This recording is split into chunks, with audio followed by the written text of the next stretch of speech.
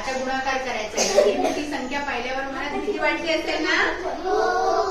पण हा गुणाकार तुम्ही 5 सेकंदात करू शकता. बघा कसा 10,101 ला कोणत्याही संख्येने गुणताना आपल्याला काय करावं लागतं, ज्या संख्येने गुणायचं आहे ती संख्या 1 वेळा, 2 वेळा आणि 3 वेळा. झालं आपलं उत्तर. इतकं सोपं आहे. आता 10,101 गुणिले 78 काय करणार मग? 78 आणि